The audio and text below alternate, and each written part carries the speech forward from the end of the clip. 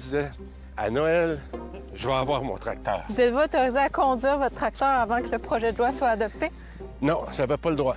C'est pour ça qu'il y a eu un bâillon. L'obligation de travailler en sol québécois ou en Amérique, le seul autre endroit, c'est Cuba. Bon. Merci beaucoup d'être là, d'avoir pris le temps de vous déplacer. Je pense qu'on est très fiers d'être devant vous aujourd'hui. Est-ce que c'est tout le monde qui est comme ça? Est-ce qu'il y en a, par exemple, qui prennent plus de congés que d'autres? Moi, je ne veux pas rentrer dans ce débat-là. Mais je sais une chose qui, en ce moment, est importante. Qu'est-ce qui est important? C'est la prise en charge. Moi, j'ai beaucoup de respect pour ceux qui font de la recherche, qui font de l'enseignement, qui font d'autres choses. Mais le Québécois, qu'est-ce qu'il a besoin, lui? C'est la prise en charge. On veut que les médecins soient disponibles quand les patients en ont besoin. Bien, moi, je peux vous dire une chose. Les patients de l'Outaouais, ils ont besoin de se faire opérer maintenant. Les médecins sont disponibles maintenant.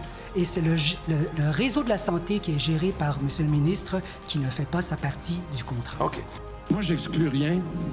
Je veux voir comment ça va aller aux tables de négociation. Il dit qu'il irait avec le baillon. Êtes-vous d'accord avec ça? Oh, je pense pas qu'il ait dit ça. On n'a pas touché assez d'augmentation depuis 10 ans? Assez. Non, c'est pas vrai. C'est pas vrai qu'il y a eu des augmentations énormes. Si jamais je suis pas la bonne personne, je vais la prendre, cette décision-là. Mais jusqu'à avis contraire, là, et surtout, quand j'entends ce que j'ai entendu dans les derniers jours, vous savez qu'il y a des médecins qui m'appellent et disent « lâchez pas hein. ». Ah oui? Il y en a qui m'appellent pour me dire ça. J'en ai rencontré durant Avez-vous des noms? Moi, j'ai des noms. Les médecins, comme partout au Canada, donc c'est pas juste au Québec, peuvent s'incorporer pour diminuer leur charge fiscale de façon assez importante. Au lieu de payer 45-50 d'impôts, ils peuvent payer jusqu'à 15 d'impôts. C'est majeur quand on a un gros salaire. Mais s'ils sont imputables, puis qu'ils se retournent de bord, puis que le médecin n'est pas là à son soir de garde, exemple, s'il n'est pas là lorsque c'est le temps de libérer un lit parce qu'il est parti à 4 heures l'après-midi, puis le patient a passé tout le week-end en attendant d'être libéré parce que le médecin revient le lundi. Je suis dur quand je vous dis ça, là. Mais donc, vous ne fermez pas la porte à si ça continue, cette impasse-là, vous l'imposez. Bien, le changement de le projet de loi, rémunération le projet de loi, j'ai dit qu'il serait là. Il va y avoir des cibles. Il va y avoir une rémunération qui va être liée à ces cibles-là. Est-ce que vous vous rendez compte comment je m'amuse? Comment j'ai du plaisir à faire ce que je fais? Comment ça se fait que ces 900 000 patients-là ne sont pas capables de voir un spécialiste le vendredi après-midi?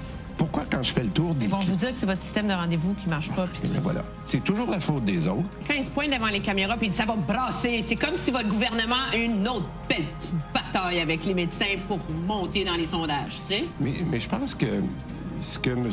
Legault véhicule en ce moment, c'est de dire que les Québécois sont tannés. De son côté, la FMSQ a eu plusieurs rencontres cet été, beaucoup plus qu'avec les médecins de famille, mais pour des raisons qui leur appartiennent.